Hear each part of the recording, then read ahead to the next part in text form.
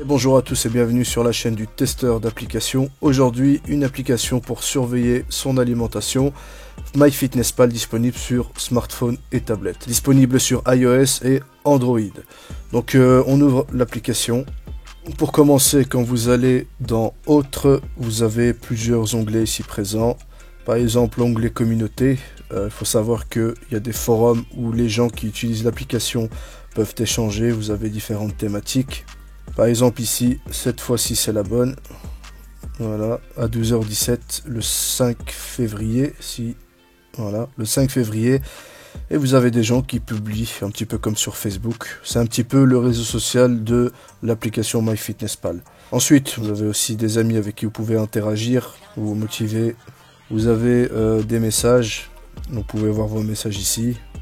Voilà, ce que vous avez envoyé, ce que vous avez reçu. Vous avez aussi tout un système d'applications qui sont compatibles avec l'application MyFitnessPal pour pouvoir synchroniser vos pas, vos séances de sport, etc., etc. Donc vous en avez pas mal ici. Vous avez aussi, vous pouvez rajouter des rappels. Donc par exemple chaque semaine, le lundi à 7h30, il va m'envoyer un rappel pour que je fasse ma pesée. Donc vous pouvez rajouter différents rappels, que ce soit pour la pesée, pour... on va dire ici, si je choisis, c'est pour me rappeler de prendre mon petit déjeuner, ou plutôt pour pouvoir encoder ce que j'ai pris au petit déjeuner, au dîner, etc. Donc assez pratique si vous avez un peu la tête en l'air. Voilà, vous pouvez aller contrôler votre profil ici, modifier le profil. Vous avez les poids de départ que vous devez renseigner, l'objectif de poids, combien est-ce que vous voulez perdre par semaine, par exemple ici. Hop, je vais changer, je vais mettre 1 kg par semaine.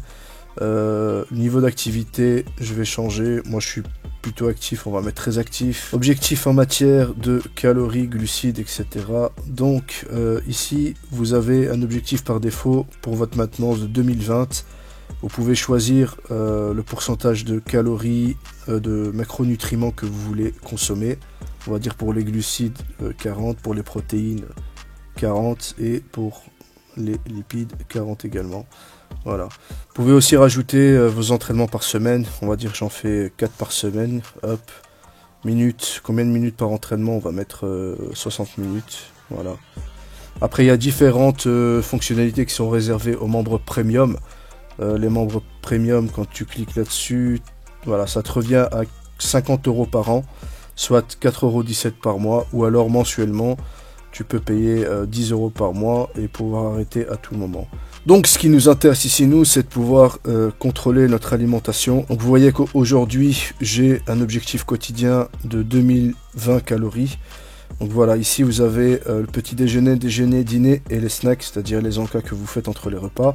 Donc imaginons que pour le petit déjeuner, je veuille rajouter 4 œufs durs. Voilà, on va dire 4 œufs durs. Ici, vous pouvez choisir la portion. Et ensuite le nombre de portions ici. Hop. Voilà. Check. Dans 4 œufs durs, j'ai 292 calories. J'ai 0,8 g de glucides, 20,8 g de lipides avec le jaune d'œuf. Et 25,2 g de protéines avec le jaune et le blanc. Voilà. Donc une fois que j'ai contrôler les quantités, je peux le rajouter, il se rajoute. Vous voyez que j'ai consommé 292 calories, il me reste 1728 calories de disponibles sur la journée. Vous pouvez slider comme ça pour supprimer un élément. On va revenir à la journée d'hier. Donc hier, j'ai pas touché l'application, du coup il n'y a rien qui est noté. Maintenant, je veux voir aujourd'hui combien de calories j'ai consommé. Voilà, c'est marqué que 100% de mes calories viennent du petit déjeuner et donc du blanc de poulet avec 100 calories. Si je veux voir par nutriments le nombre de glucides, de fibres, de sucre, de lipides, etc. et les macronutriments. Ici, on peut voir que j'ai défini mes glucides à 40%, mes lipides à 20% et mes protéines à 40%. Et pour l'instant, je suis à 82% de consommation protéique. Ça veut dire que je dois rééquilibrer la chose et consommer un petit peu plus de lipides, mais surtout beaucoup plus de glucides. Ici par exemple j'ai rajouté une escalope de dinde et vous pouvez descendre tout en bas et faire un rapport sur l'aliment. Donc vous pouvez signaler un souci, une erreur, comme un nom d'aliment incorrect, ou la marque qui est erronée, ou les informations nutritionnelles qui sont erronées, manquantes, etc., etc. Donc vous pouvez aussi interagir avec la communauté pour mettre à jour les étiquettes nutritionnelles ou le nom des aliments. Si vous voulez rajouter un autre aliment, vous avez une autre façon de faire. Voilà, vous appuyez ici pour scanner le code barre. Voilà, ici. Vous voyez qu'il a scanné. Alors, c'est du chocolat Lindt, praliné classique. Regardez, hop. C'est pas du Lindt, mais il ne doit pas y avoir grande différence. Donc vous voyez, il y a une petite erreur sur... sur la marque, donc du coup je peux aller signaler ici, comme je vous l'ai dit tout à l'heure. Alors 559 calories au 100 grammes, on va vérifier sur l'étiquette nutritionnelle ici. Alors au 100 grammes, il me donne 550 calories. Voilà, donc c'est à peu près pareil, hein. C'est du chocolat praliné, c'est de la merde, donc ça reste du pareil au même. Voilà, donc c'est une façon plus rapide. Au lieu de commencer à chercher dans la liste des aliments, bah vous scannez le code barre et vous avez directement les informations nutritionnelles si vous voulez les rajouter à votre journal d'entrée. Si, quand vous avez terminé d'ajouter vos aliments, vous pouvez descendre, appuyer sur journal complet, suivi terminé pour aujourd'hui. Voilà.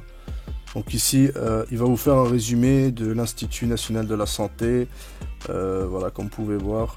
Il vous donne quelques recommandations, donc si vous êtes en dessous du nombre de calories que l'application vous a demandé de consommer pour perdre 1 kg ou 0,5 kg par semaine, à ce moment-là, il va vous dire que c'est dangereux pour la santé, blablabla. Voilà, donc on a terminé ici et vous pouvez ajouter des notes, par exemple, bonne satiété, avec le total calorique que j'ai eu cette semaine, plus les aliments que j'ai consommés, bah, je peux mettre, voilà, j'ai eu faim, je peux mettre...